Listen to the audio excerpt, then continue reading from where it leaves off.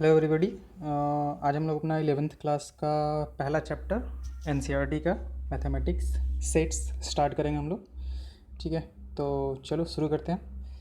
तो सेट में पहली चीज़ जो है कि सेट हम लोग कहते किसको हैं। ठीक है, मैथमेटिक्स में हम लोग सेट कहते किसको हैं, सेट का डेफिनीसन क्या है। तो डेली लाइफ में भी हम लोग सेट का कुछ कुछ यूज करते हैं। जैसे मान लेते हैं कि हम लोग कहते हैं टीवी सेट।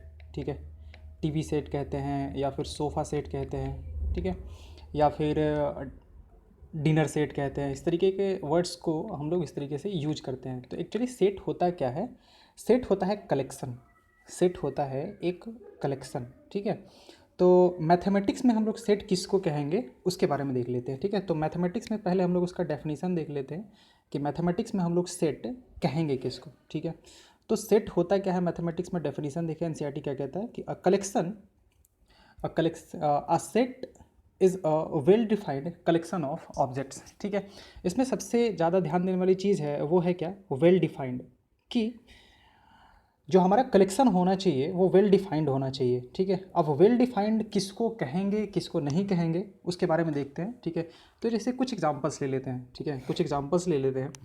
जैसे हम बोलें कि बुक्स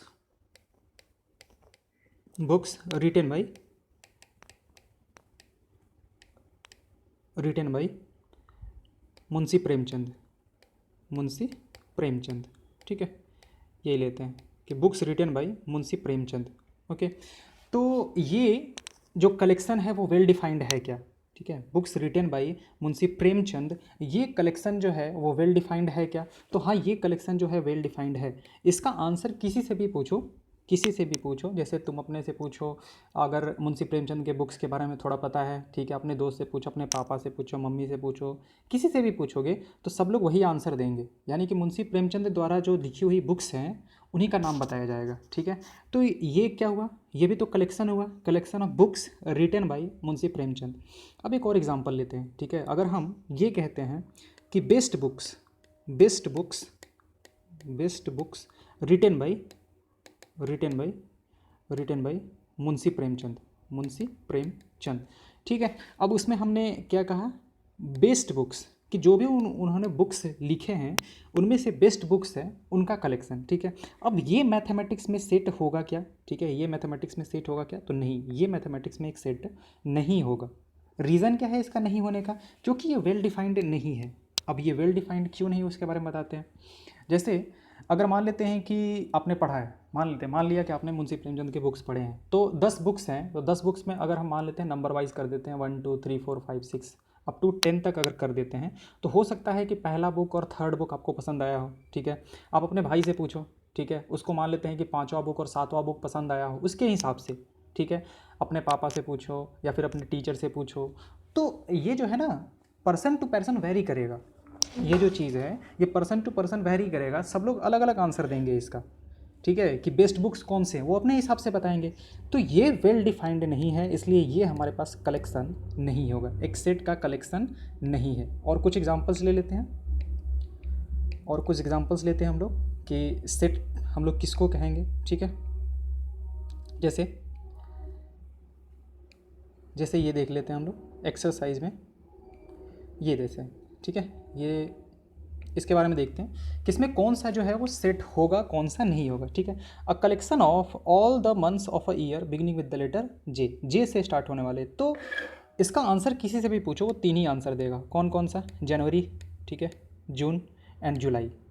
इट डजेंट मैटर कि आप किससे पूछते हो ये आंसर। ठीक है, किसी से भी पूछो वो 3 ही मंथ्स के नाम बताएगा, जनवरी, जून एंड जुलाई, क्योंकि यही ऐसे 3 मंथ्स हैं जो कि क्या है, लेटर जे से स्टार्ट होते हैं।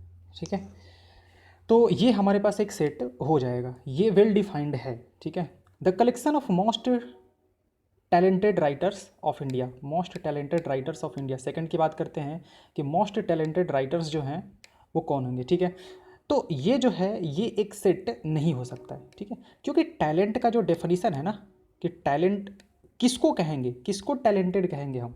ठीक है, किसको हम टैलेंटेड राइटर कहेंगे उसका कोई डेफिनेशन नहीं है। जैसे मान लेते हैं कि टैलेंटेड कौन होगा, जो कि ये कहे कि जो रीडर्स को बहुत अच्छे से कैप्टिवेट कर लेता है। ठीक है, वो इस तरीके से लिखता है कि रीडर्स जो हैं वो मतलब अगर पढ़ना शुरू करते हैं तो ख़त्म कर देते हैं, या फिर ऐसा जो कि साल भर में 50 बुक्स लिख देता है, या फिर ऐसा जिसके बुक्स न्यूयॉर्क टाइम्स के बेस्ट सेलर हुए, मतलब बहुत ज़्यादा वो बुक बिका बिका। तो टैलेंट का जो है यहाँ पे डेफिनेट डेफिनेशन नहीं है कोई, वो अगेन पर्सन टू पर्सन जो है वेरी करेगा, ठीक है। सबके हिसाब से जो टैलेंट हुआ वो अलग अलग हो जाएगा, ठीक है। तो this will again won't be a set. ये जो है हमारे पास मैथमेटिक्स में एक सेट नहीं हो सकता है, ठीक है। तो दूसरा वाला हमारे पास सेट नहीं होगा। ओके, आते हैं आगे। थर्ड देखते हैं, a team of 11 best cricket batsman of the world. A team of 11 best cricket batsman of the world, again this won't be a set. ये क्यों सेट नहीं होगा हमारे पास, ये सेट क्यों नहीं होगा? क्योंकि अगेन ये पर्सन टू पर्सन वैरी करेगा। इसका आंसर जो होगा वो पर्सन टू पर्सन वैरी करेगा, और जिस क्वेश्चन का आंसर, ठीक है, पर्सन टू पर्सन वैरी कर रहा है, तो उसमें जो कलेक्शन होंगे वो हमारा मैथमेटिक्स में सेट नहीं बनाएगा। मैथमेटिक्स में सेट वही बनेगा जिसके लिए कि सारे लोग एक ही आंसर दें, सारे लोग एक ही आंसर दें। अब इसके हिसाब से अगर आपका बोला जाए कि आपके 11 बेस्ट क्रिकेट बैट्समैन जो हैं वो कौन है, ठीक है, तो जैसे मान लेते हैं कि हम लोग ड्रीम 11 यूज़ करते हैं, ठीक है। तो ड्रीम 11 पे हमारा टीम कुछ और होता है, हमारे भाई का कुछ टीम और होता है, हमारा दूसरा टीम कुछ और होता है, मतलब दोस्त का टीम कुछ और होता है। बाकी लोग सोचो कितना मतलब कि 5 लाख टीम कहीं भाग लेती है, तो 5 लाख में फाइनली मान लेते हैं कि एक ही विनर हो पाता है, ठीक है, एक ही विनर होता है। वो क्यों हो रहा है? क्योंकि उसका टीम जो था बाकी से डिफरेंट था, तो वो उसके हिसाब से था बेस्ट, ठीक है। तो सबके लिए जो ये आंसर होगा वो अलग अलग होगा, बेस्ट क्रिकेट बैट्समैन, ठीक है। अब ऐसे बैट्समैन, कोई कोई अपना बेस्ट बैट्समैन इसको बता सकता है कि जिसका स्ट्राइक रेट ज़्यादा अच्छा हो, या फिर जिसने ज़्यादा शतक मारे हों, या फिर जो इसका एवरेज ज़्यादा अच्छा हो, या फिर जो ज़्यादा टिक के खेलता हो। ऐसे ऐसे मतलब वेरी कर सकता है सबके हिसाब से, सबका आंसर जो होगा वो अलग अलग होगा। तो this will again won't be a set, ये भी हमारे पास एक सेट नहीं होगा, ठीक है। आगे आते हैं, अ collection of all boys in your class, ठीक है। अब all boys in your class, अब आपके क्लास में कितने सारे बच्चे हैं, ठीक है। A collection of all boys in your class, ठीक है। तो उससे पूछा जाए, मतलब कि उस क्लास के किसी भी बच्चे से पूछा जाए, तो वो सारे जो जितने हैं, जैसे राम है, श्याम है, मोनू है, सोनू है, सोहन है, ठीक है, ऐसे ऐसे हैं मान लेते हैं, ठीक है। तो यही होगा हमारे पास। तो ये तो डेफिनेट हो गया ना कि आपके क्लास में जितने सारे बच्चे हैं वो सारे के सारे क्या हैं, फिक्स्ड हैं, ठीक है। तो ये डेफिनेट है हमारे पास, ये वेल डिफाइंड है कि किसके क्लास के बच्चे की बात करें, तो आपके क्लास के बच्चों की बात की जा रही है, ठीक है। तो ये हमारे पास एक सेट हो जाएगा। अगेन अगले पे आते हैं, अ collection of all natural numbers of the natural numbers less then 100, ठीक है। अब इसका आंसर आप किसी से भी पूछो वो यही बताएगा, ठीक है। ये 5वें क्वेश्चन का आंसर जो होगा 1 2 3 4 5 6 7, इस तरीके से कहाँ तक जाएगा हमारे पास, 99 तक। तो ये क्या हो जाएगा हमारे पास, ये एक सेट हो जाएगा, क्योंकि ये जो आंसर होगा वो सबके लिए क्या होगा हमारे पास, सेम ही होगा, ठीक है। फिर आते हैं अगले, a collection of novels written by writer Munshi Premchand, ठीक है। तो ये एक सेट हो जाएगा। अभी हमने बताया था कि ये एक सेट होगा क्योंकि इनके जो बुक्स लिखे हुए हैं, जो भी नोवेल्स उन्होंने लिखे हुए हैं, मुंशी प्रेमचंद जी ने लिखे हुए हैं, ठीक है, उन सब का कलेक्शन हमें लिखना है। तो गिने चुने 12 14 या फिर 20 मान लेते हैं, ऐसा कुछ होगा, हमको एग्जैक्टली पता नहीं है कितने हैं, ठीक है। तो वो हो जाएगा हमारे पास। तो this will be a set. आगे बात कर लेते हैं हम लोग, अ collection of all even integers, ठीक है। तो ऑल इवन इंटीजर, जितने सारे इवन इंटीजर्स हैं उन सब का कलेक्शन। तो इवन इंटीजर्स कैसे होता है हमारे पास, 0 हो जाएगा, 2 हो जाएगा, 4 हो जाएगा, 6 8 10, इस तरीके से ऐसे इन्फिनिटी तक इधर चलते जाएगा। और इधर भी हमारे पास -2 -4 -6, इस तरीके से आगे चलते जाएंगे हम लोग। तो ये भी क्या है हमारे पास, ये भी जो है ये वेल डिफाइंड है, ठीक है। तो ये जो हो जाएगा हमारे पास मैथमेटिक्स में एक सेट बन जाएगा, ठीक है। आगे आते हैं, अ collection of questions in this chapter, बहुत इजीली बता सकते हैं कि हाँ ये सारे कलेक्शंस जो हैं वो सारे के सारे डेफिनेट है, हमारे पास क्वेश्चंस लिखे हुए हैं एक तरह से, तो सारे के सारे डेफिनेट है, ठीक है। ये इस चैप्टर के क्वेश्चंस की बात कर रहा है, तो किसी से भी पूछा जाए तो ये इस क्वेश्चंस में, इस चैप्टर में जितने सारे क्वेश्चंस हैं उन्हीं सब का कलेक्शन की बात कर रहा है। तो ये भी हमारे पास सेट हो जाएगा, ठीक है। The collection of most dangerous animals of the world, ठीक है।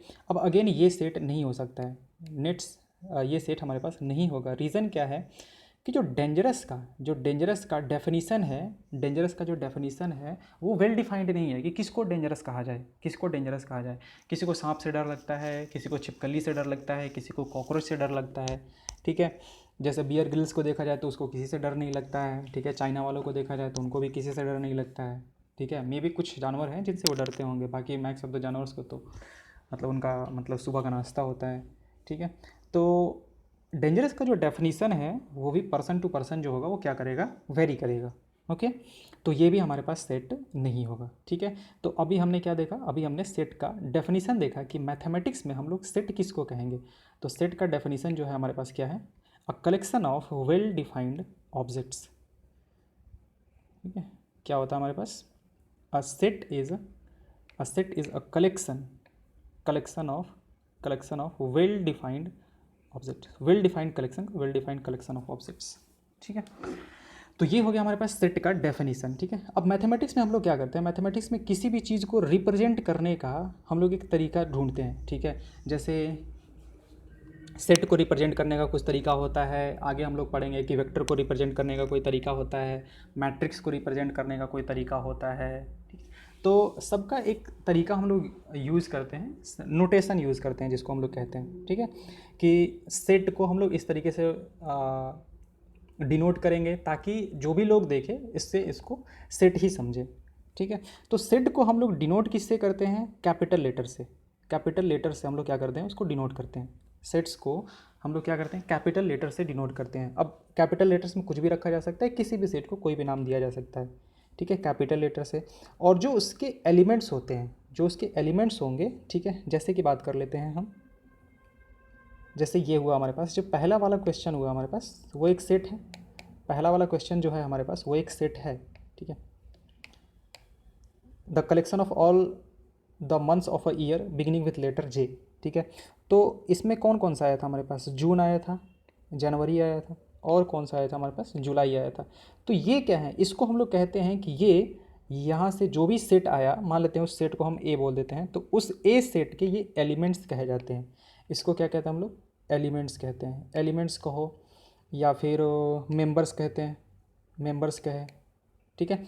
तो ये सारे के सारे हम लोग क्या करते हैं, उसके जो भी जो उसमें आ रहे हैं उसको हम लोग एलिमेंट्स कहते हैं या फिर उसको मेंबर्स कहते हैं, ठीक है। अब मान लेते हैं कि यहाँ पे जैसे क्वेश्चन पूछ दिया गया कि वॉवेल्स के बारे में बताओ, कि जो वॉवेल्स हैं उसको क्या करेंगे, वॉवेल्स को एक सेट है ए सेट, एक सेट ए है हमारे पास, एक सेट ए है जो कि कलेक्शन है किसका, वॉवेल्स का, ठीक है। तो वॉवेल्स के कलेक्शन में क्या हो जाएगा, ए ई आई ओ यू, ठीक है। तो यहाँ पे हम लोग चाहते हैं तो कोई ऐसा भी कह सकता था कि इसको ए ई आई ओ यू इस तरीके से डिनोट कर देता, ठीक है। बट इस तरीके से नहीं करते हैं क्योंकि कैपिटल लेटर्स जो है, जो कैपिटल लेटर्स हम लोग सेट को डिनोट करने के लिए करते हैं, ठीक है। तो यहाँ पे जो एलिमेंट्स हैं उसको कोशिश करते हैं कि उसको अवॉइड किया जाए, ठीक है। अगर लेटर्स ही, अल्फ़ाबेट्स ही हमें बताने हैं, अगर उसके एलिमेंट्स हैं, तो हम लोग मेंबर्स को क्या करते हैं, मेंबर्स को स्मॉल लेटर से डिनोट करते हैं, ठीक है। अल्फ़ाबेट जो ए बी सी डी जो भी है हमारे पास उसको स्मॉल से डिनोट करते हैं। तो मेंबर्स जो हैं उसको हम लोग किससे डिनोट करेंगे, स्मॉल लेटर से। The elements of a set are represented by small letters a b c x y z, ठीक है। अच्छा, जो सेट के हमने मेंबर्स बोले तो उसको एलिमेंट्स कहो, मेंबर्स कहो या फिर ऑब्जेक्ट्स कहो, ये सारे के सारे जो हैं वो सेम ही चीज़ है, ठीक है। तो अभी तक हमने क्या सीखा, अभी तक जो सीखने वाली चीज़ें थी वो थी हमारे पास कि सेट कहते किसको हैं। तो सेट होता है हमारे पास, set is a well defined collection of objects. Set को डिनोट कैसे करते हैं हम लोग, तो सेट को डिनोट करते हैं कैपिटल लेटर से, ठीक है। उसके एलिमेंट्स को कैसे डिनोट करते हैं, एलिमेंट्स को हम लोग डिनोट करते हैं स्मॉल लेटर से, ठीक है। और एलिमेंट्स कहें या फिर मेंबर्स कहें या फिर ऑब्जेक्ट्स कहें, इन जैसे हम कहना चाहते हैं वैसे कह सकते हैं, ठीक है। अब आते हैं कि सेट के जो एलिमेंट्स हैं, सेट के जो एलिमेंट्स हैं उसको हम लोग रखते कैसे हैं। तो जैसे मान लेते हैं कि एक हमने सेट लिया, एक सेट लिया ए सेट, ठीक है, जिसमें कि एलिमेंट्स हैं हमारे पास ए ई आई ओ यू। तो इसको हम लोग क्या करते हैं, इस सेट को, इस सेट के एलिमेंट्स को हम लोग इस करली ब्रैकेट के अंदर रिप्रेजेंट करते हैं। तो अगर कोई एक सेट ए है जिसमें कि हमारे पास 5 मेंबर्स AEIOU हैं, तो उस सेट को रिप्रेजेंट करने का जो तरीका होगा हमारे पास वो कुछ ये होगा, ठीक है। करली ब्रैकेट के अंदर हम लोग क्या करते हैं, उसको रखते हैं, और जितने सारे मेंबर्स हैं, जितने सारे ऑब्जेक्ट्स हैं, उन सबको हम लोग क्या करते हैं, कॉमा से अलग अलग करके लिखते हैं। अच्छा, अब हमने क्या बोला है कि ये जो है इसका मेंबर कहा जाएगा AEIOU, सारे के सारे क्या हैं, वो सेट ए के मेंबर्स हैं। तो अब हम लोग एक चीज़ और बताते हैं यहाँ पे कि जैसे ए जो है इस सेट ए से क्या कर रहा है, बिलोंग कर रहा है।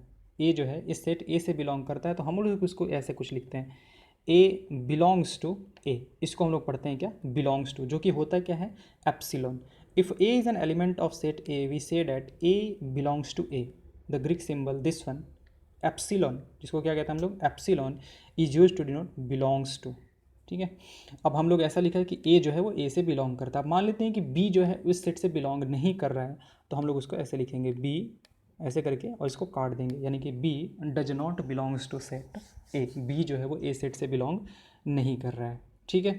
तो ये हम लोग किस लिए यूज़ कर रहे हैं, एप्सिलॉन का यूज किस लिए करते हैं कि कोई एलिमेंट जो है वो उस सेट का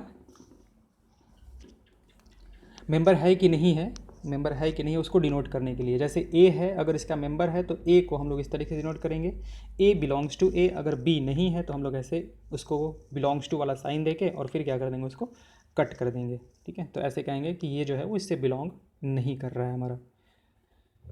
ओके, आगे आते हैं,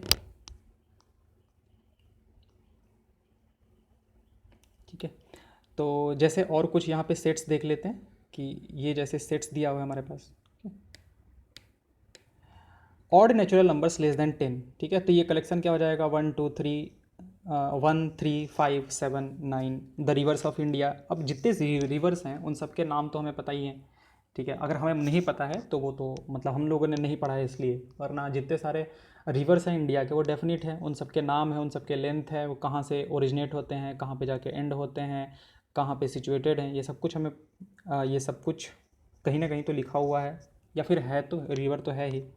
the vowels in the English alphabet namely AEIOU, various kind of triangles, ये सारे सेट के, मैथमेटिक्स में सेट के एग्जांपल्स है हमारे पास। प्राइम फैक्टर्स ऑफ 210, 210 के प्राइम फैक्टर्स क्या हो जाएंगे हमारे पास, जब 210 को फैक्टराइज अगर करेंगे तो कितना जाएगा, 2 इंटू 105, फिर 105 को फैक्टराइज फर्दर कर दें अगर तो 2 इंटू 3 से करेंगे तो कितना आ जाएगा तुम्हारे पास 35, और फिर अगर 35 को किया जाए तो वो बन जाएगा 7 इंटू 5, तो क्या बन जाएगा हमारे पास 2 इंटू 3 इंटू 7 इंटू 5। तो ये 1 2 3 4 इसके फैक्टर्स हैं, 4 इसके प्राइम फैक्टर्स हैं। 2 जो है वो भी हमारे पास प्राइम फैक्टर ही होता है। The solution of the equation x square minus 5x plus का 6 equal to 0, the solution of the equation, ये भी हमारे पास एक सेट है। कैसे सेट है देख लेते हैं, ठीक है, कि इसके एलिमेंट्स क्या डिफाइंड है, एलिमेंट्स क्या डिफाइन है क्या। तो x square minus 5x equal to 0 जब करेंगे, एक्स स्क्वायर माइनस का 5x प्लस 6 इक्वल टू 0, तो अगर इसको फैक्टराइज किया जाए तो ये बन जाएगा एक्स स्क्वायर माइनस का 3x माइनस 2x प्लस का 6 इक्वल टू 0। यहाँ से हमारे पास x कॉमन लें तो x माइनस का 3, और दूसरे वाले से अगर माइनस का 2 कॉमन लिया जाए तो -3 इक्वल टू 0, तो x का वैल्यू कितना आ जाएगा हमारे पास 2 और 3, ठीक है। तो ये इसके एलिमेंट्स हो जाएंगे। तो इसके एलिमेंट्स जो हैं वो भी हमारे पास वेल डिफाइंड है, ओके। तो ये सारे के सारे क्या है हमारे पास, ये सारे के सारे well defined collection of objects हैं, इसलिए मैथमेटिक्स में ये सारे के सारे क्या हो जाएंगे हमारे पास, सेट हो जाएंगे, ठीक है। अब मैथमेटिक्स में कुछ चीज़ों को हम लोग बार बार यूज़ करने वाले हैं, ठीक है। तो स्टैंडर्ड नोटेशन किसी चीज़ का यूज किया जाता है कुछ चीज़ों का, जैसे जितने नेचुरल नंबर्स के सेट हैं, यानी कि 1 2 3 4 5 6 7 8 इस तरीके से, और डॉट डॉट डॉट का मतलब ये है कि कंटिन्यू है हमारे पास इन्फिनिटी तक। तो अब ये चीज़ बार बार हमें ना लिखना पड़े, उसकी जगह पे हम लोग सीधे क्या लिख देंगे, n लिख देंगे। उसकी जगह पे सीधे हम लोग क्या कर देंगे, n लिख देंगे। n किसको डिनोट करेगा हमारे पास, नेचुरल नंबर्स के सेट को, ठीक है। वैसे ही z क्या होगा हमारे पास, z जो हो जाएगा सेट ऑफ ऑल इंटीजर्स हो जाएगा, यानी कि -5 -4 -3 -2 -1 0 1 2 3 4 इस तरीके से आगे चलते जाएगा हमारे पास, और इधर भी माइनस इन्फिनिटी तक चलते जाएगा हमारे पास। तब इतना सारा कुछ लिखने की जगह पे हम लोग सिर्फ और सिर्फ क्या यूज कर देते हैं, जेड यूज कर देते हैं। अब मान लेते हैं कि पॉजिटिव इंटीजर्स की बात की जाए कि पॉजिटिव इंटीजर्स को कैसे लिखें, तो पॉजिटिव इंटीजर्स को हम लोग जेड प्लस से लिखते हैं।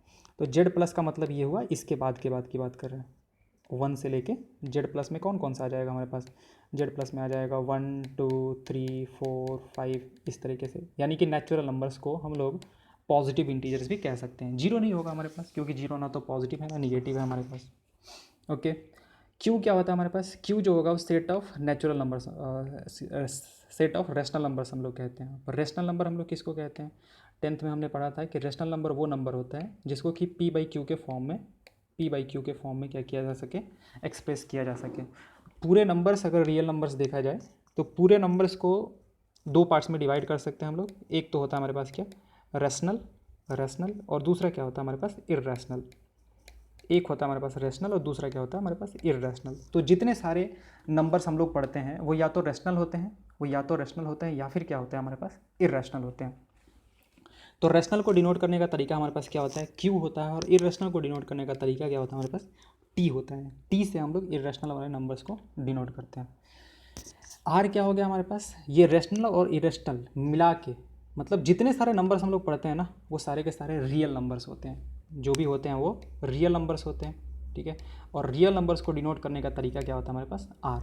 आर से हम लोग डिनोट करते हैं कि रियल नंबर को आर से डिनोट किया जाता है। रियल नंबर दोनों का ये मतलब जितने सारे रेशनल एंड इरेशनल होंगे वो सारे के सारे आ जाएंगे, ठीक है। जेड प्लस, सब क्यू प्लस क्या हुआ हमारे पास, वैसे ही set of positive rational numbers, जैसे हमने यहाँ पे जेड प्लस की बात की थी, वैसे ही जितने सारे नंबर्स जिसको कि पी बाई क्यू के फॉर्म में लिखा जाए, बट ये पॉजिटिव होना चाहिए, बट ये पॉजिटिव होना चाहिए, तो वो किस में आ जाएगा हमारे पास, क्यू प्लस में।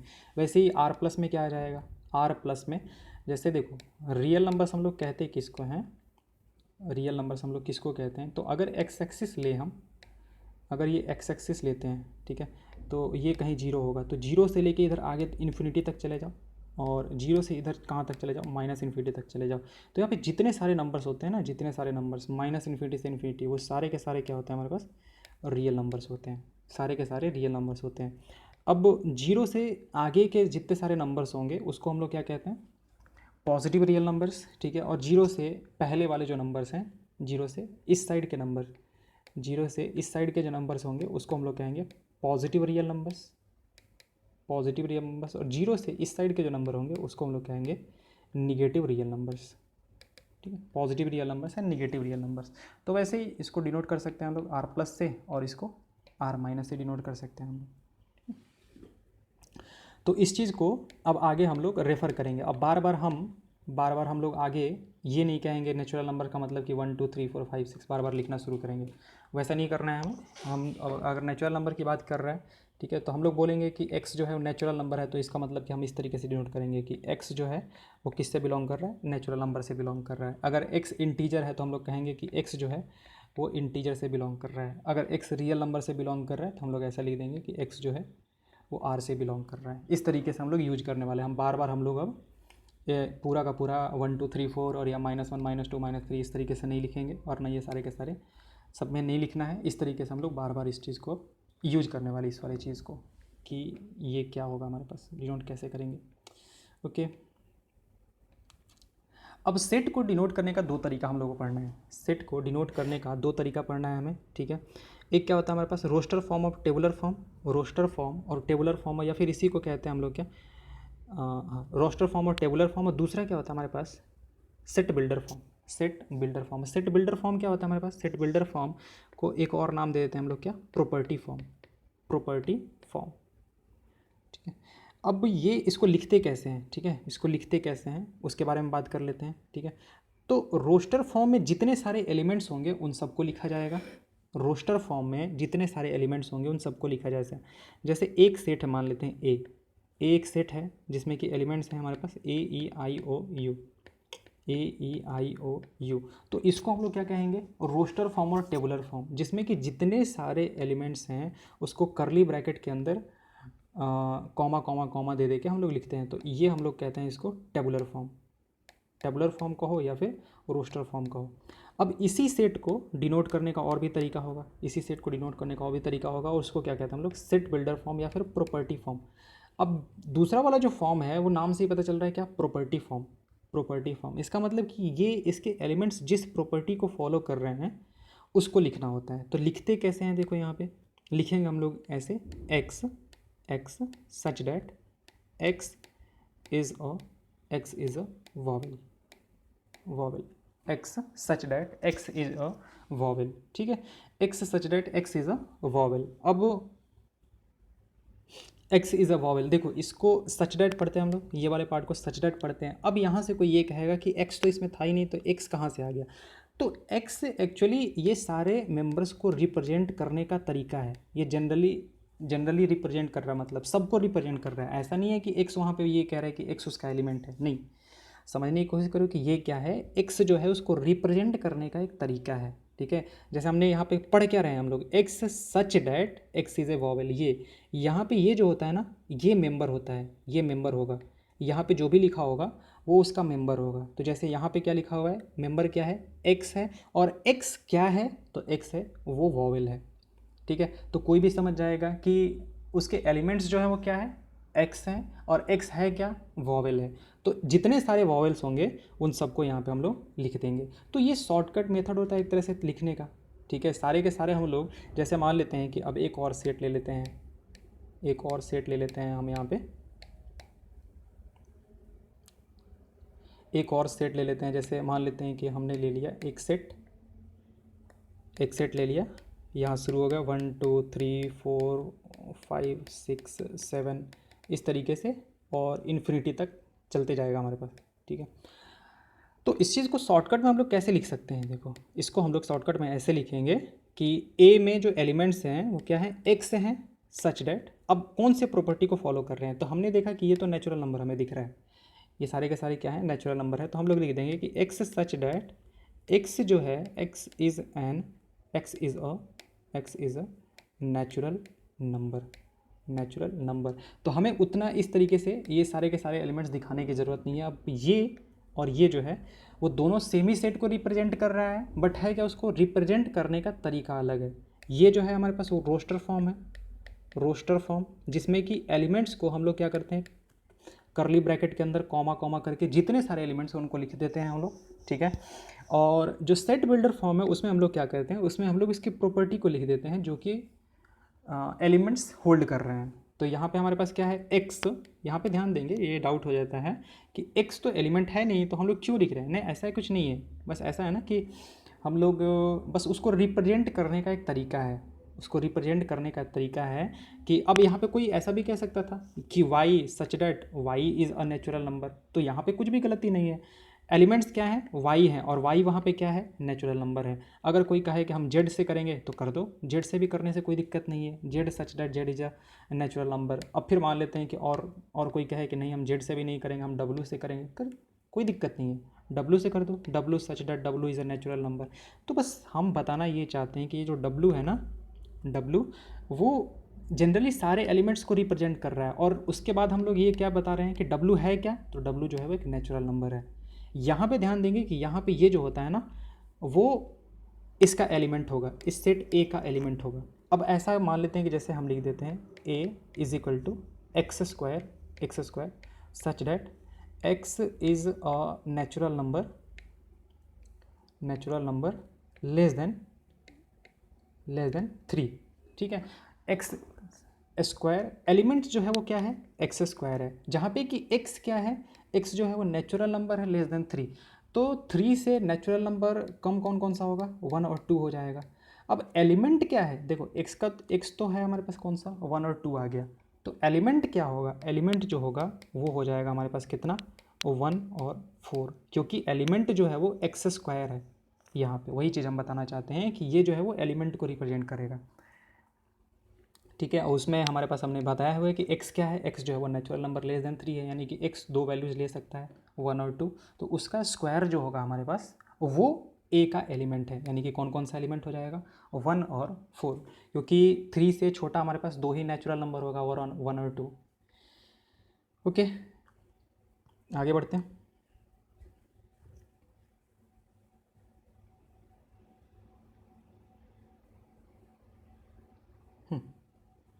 जैसे और कुछ एग्जांपल्स ले लेते हैं हम लोग। ये जैसे हुआ हमारे पास सेट बिल्डर फॉर्म में और इस फॉर्म में। इन रोस्टर फॉर्म कुछ नोट्स हैं उसको देख लेते हैं। In roster form the orders in which the elements are listed is immaterial. ठीक है, देखो एक्चुअली जैसे किसी ने मान लेते हैं कि हमने बोला कि ए जो है वो अल्फ़ाबेट्स हैं, वॉवेल्स हैं, actually vowels of English alphabet. तो ए ई आई ओ यू इस तरीके से लिखा। अब कोई बच्चे ने क्या किया इसको कि ई आई ओ यू ए इस तरीके से लिख दिया। ठीक है, तो ऐसा नहीं है ना, ऐसा नहीं है कि ये सही है और ये गलत है, नहीं ऐसा कुछ नहीं। ठीक है, ये भी सही है ये और ये भी सही है। हमें एक्चुअली ध्यान देना होगा कि हमें यहाँ पे लेना देना होता है कि एलिमेंट्स कौन कौन से हैं, एलिमेंट्स कौन कौन से हैं, कितनी बार हैं और किस ऑर्डर में आ रहे हैं, उससे मतलब नहीं है। एलिमेंट्स कौन कौन से हैं उससे मतलब है। तो एलिमेंट्स कौन कौन से हैं, ए ई आई ओ यू वॉवेल्स होने चाहिए, तो यहाँ पे भी ए ई आई ओ यू सारे के सारे हैं ही हमारे पास। तो ऐसे लिखो चाहे ऐसे लिखो बात बराबर है, दोनों में कोई भी अंतर नहीं है। ओके, तो ये हो गया हमारे पास। ये नोट में यही कहना चाहता है कि जो ऑर्डर होता है ना वो इमटेरियल होता है, उससे कोई लेना देना नहीं है। तुम चाहो जैसे लिखना चाहो वैसे लिख सकते हो। ओके, जैसे एबव सेट जो था एक हमारे पास the set of all natural numbers which divide 42। तो 42 को डिवाइड करने वाले जितने सारे नंबर्स हैं उनको अगर लिस्ट किया जाए तो कौन कौन सा आ जाएगा। 1 से डिवाइड हो जाएगा, 2 से डिवाइड हो जाएगा, 3 से हो जाएगा, 3 से 6 से होगा, फिर 7 से होगा, फिर 14 से होगा, फिर 21 से होगा और फिर 42 से होगा। ठीक है, ये सारे नंबर्स हैं जिससे कि क्या होगा, ये डिवाइड होगा। ओके, अब इसी को किसी ने कैसा किया कि 42 लिख दिया, 6 लिख दिया, 14 लिख दिया और 7 लिख दिया, 3 लिख दिया, 1 लिख दिया, 2 लिख दिया। अब इस तरीके से भी लिखे तो कोई वो गलत नहीं कर रहा है। ठीक है ना, ये भी गलत नहीं है, ये भी सही है हमारे पास और ये भी सही है। तो यही कहना चाहता है हमारे पास कि in roster form the order in which the elements are listed is immaterial. ठीक है, उससे कोई मतलब नहीं है कि एलिमेंट्स जो है हमारे पास वो कौन से फॉर्म में आ रहे हैं। ओके, जैसे the vowels of the English alphabet, ये सारे के सारे क्या हैं, ये देखो टेबुलर फॉर्म, टेबुलर फॉर्म या फिर जिसको हम लोग क्या करें, क्या रोस्टर फॉर्म। ये रोस्टर फॉर्म के थोड़े से एग्जांपल्स हैं हमारे पास। ये हमारे पास रोस्टर फॉर्म है या फिर टेबुलर फॉर्म है, क्योंकि सारे एलिमेंट्स को हमने क्या किया है ब्रैकेट के अंदर कॉमा कॉमा दे के रख दिया है। The set of odd natural numbers, तो 1 3 5 ऐसे डॉट डॉट डॉट कंटिन्यू चलते जाएगा हमारे पास। अच्छा, अगेन दूसरा नोट देख लेते हैं। इट में बी नोटेड, जैसे ये क्या कहना चाहता है हमारे पास कि जनरली हम लोग एलिमेंट्स को रिपीट नहीं करते। It may be noted that while writing the set in register form an element is not generally repeated, that is all the elements are taken as distinct. जैसे स्कूल की बात हुई तो स्कूल के elements को अगर हम बोलें कि स्कूल के एलिमेंट्स को लिखो तो कैसे लिखा जाएगा, SCHOOL। ठीक है, बट यहाँ पे देखा जाए तो यहाँ पे O और O जो है वो सेम है। बट हमने क्या बोला था अभी कि सेट में, कोई भी सेट के अंदर कौन कौन से एलिमेंट है उससे मतलब है, कौन कितनी बार आ रहा है और किस ऑर्डर में आ रहा है उससे कोई लेना देना नहीं है। तो इसको हम लोग रिपीट नहीं करेंगे क्योंकि एक ही चीज़ को 2 बार लिखने से कोई मतलब नहीं है। बस हमें ये बताना है कि कौन कौन से एलिमेंट हैं, कौन कितनी बार आ रहा है, यहाँ पे उससे कोई लेना देना हमारा नहीं होता है। ठीक है, तो उसी चीज़ के बारे में बोल रहा है कि अगर स्कूल में इस तरीके से है तो हम लोग सिर्फ इस तरीके से लिख देंगे SCHOL। ठीक है, या फिर इस तरीके से लिखो। Order of listing again not important. Okay, तो फिर हमारे पास प्रॉपर्टी फॉर्म जो होता है, प्रॉपर्टी फॉर्म होता है जो सेट बिल्डर फॉर्म होता है। सेट बिल्डर फॉर्म उसमें क्या करते हैं, इस चीज़ को देखो। All the elements of a set possess a single common property which is not possessed by any element outside the set. जैसे कोई भी एक ले लिया हमने, ये ले लिया हमने, इस वाले सेट को उठाया, यहाँ पे जो सेट है हमारे पास, यहाँ पे जो सेट है हमारे पास AEIOU, इसको उठाया हमने। ठीक है, तो अगर हम लोग देखें तो ये क्या है, ये है इंग्लिश अल्फ़ाबेट के वॉवेल्स जो होते हैं 5, वो है हमारे पास। तो अब अगर मान लेते हैं कि हम ऐसे लिख देते हैं इस तरीके से, V is equal to X such that X is a vowel of English alphabet. अगर इस तरीके से लिखा जाए तो ये इसमें जो एलिमेंट्स आएंगे वो AEIOU ही आएगा, इसके अलावा और कोई एलिमेंट नहीं होगा जो कि इस प्रॉपर्टी को पोज कर रहा हो। ठीक है, तो यही कह रहा है कि in set builder form all the elements of a set possess a single common property which is not possessed by any element outside the set. ठीक है, अब इसके अलावा और कोई एलिमेंट नहीं होगा। ऐसा नहीं होगा कि B जो होगा बी जो होगा वो वॉवेल तो होगा बट इस सेट में नहीं है। अगर होता वॉवेल तो पक्का इस सेट में भी होता, लेकिन हमें पता है कि वॉवेल जो है वो सेट सॉरी बी जो है वो वॉवेल नहीं है, तो वो इस सेट में नहीं आएगा। ओके, तो इसी चीज़ को यहाँ पे बताया हुआ है। यहाँ पे वो कह रहा है in it may B observed, एक मिनट, ठीक है, यहाँ पे देखो उसने फिर क्या बोला है कि it may be observe that we describe the element of the set by using symbol x, any other symbol like y z could be used. कुछ भी यूज कर सकते हो, उसमें कोई रोक टोक नहीं है कि किस तरीके से यूज किया जाता है, बट जनरली जो है वो हम लोग एक्स को यूज़ करते हैं। अब बहुत सारे लोग एक्स को यूज करते हैं, तो हम लोग भी क्या करते हैं, एक्स को यूज करते हैं ताकि समझने में दिक्कत ना हो, ठीक है, वरना करने को कुछ भी कर सकते थे, उससे कोई लेना देना नहीं है हमारे पास, ठीक है। तो हम लोग क्या करते हैं, एक सेमी कॉलन देते हैं, एक कॉलन देते हैं, ठीक है, और कॉलन के बाद लिखते हैं जो कोई प्रॉपर्टी वो पोज कर रहा है। We write the characteristic property possessed by the elements of the set and then enclose the whole description within braces, ठीक है, ये ब्रेसेस, इस ब्रेसेस के अंदर हम लोग क्या करते हैं, इसको रख देते हैं, ठीक है। The set of all x such that x is a vowel of the English alphabet, ये इसकी बात कर रहा है कि इसको पढ़ेंगे कैसे, the set of all x such that x is a vowel of English alphabet, या सिंपली ऐसे पढ़ सकते हैं हम लोग कि x such that x is a vowel of vowel in English alphabet. The braces stand for the set of all, the colon stand for such that. जैसे आते हैं आगे, एक सेट ए है, उसमें क्या कह रहा है, x such that x is a natural number जो कि 3 से बड़ा है और क्या है 10 से छोटा है, 3 से बड़ा है और 10 से छोटा है। तो 3 से बड़ा नेचुरल नंबर जो होगा वो कौन सा होगा हमारे पास, नेचुरल नंबर की बात करें यानी काउंटिंग नंबर्स, तो 4 5 6 7 8 और 9 ये जो होंगे हमारे पास वो सेट ए के एलिमेंट्स हो जाएंगे। तो इसको अगर हम लोग इस तरीके से लिखना चाहते हैं तो क्या करेंगे, ब्रैकेट में डालेंगे और यहाँ पे ये सेट लिख देंगे, ठीक है। तो ये हमने क्या कर दिया, यहाँ पे इसको सेट बिल्डर फॉर्म में उसने दे के रखा था, हमने क्या कर दिया उसको एक टेबुलर फॉर्म में या फिर रेस्टर फॉर्म में ला दिया। तो बाकी के जो ऊपर के जो एग्जांपल्स थे हमारे पास उनको सेट बिल्डर फॉर्म में कैसे डिनोट करेंगे उस चीज़ को यहाँ पे अवेलेबल लिखा हुआ है हमारे पास, उसको देख लेते हैं। ये हमारे पास A x such that x is a natural number which divides 42, जो यहाँ पे था हमारे पास x is a natural number which divides 42। फिर हमारे पास y is a vowel in the English alphabet, जो हम लोग सेकंड वाला हमारा जो एग्जांपल था, ये सेकंड वाला एग्जांपल जो था वो उसके बारे में कह रहे हैं, ठीक है। एंड थर्ड जो है हमारे पास, थर्ड क्या है, Z such date Z is an odd natural number. अब देखो यहाँ पे इसने एक्स यूज़ किया है, यहाँ पे वाई यूज़ किया है, यहाँ पे जेड यूज़ किया है, कुछ भी हम लोग यूज़ कर सकते हैं, उसमें हमें कोई रोक टोक नहीं है, ठीक है। तो ये हो गया हमारे पास पहले वाले एक्सरसाइज से पहले का थ्योरी पार्ट जो था, ठीक है, कि क्या क्या होता है हमारे पास। तो इसमें हमने क्या क्या पढ़ा, सेट पढ़ा कि सेट क्या होता है, ओके।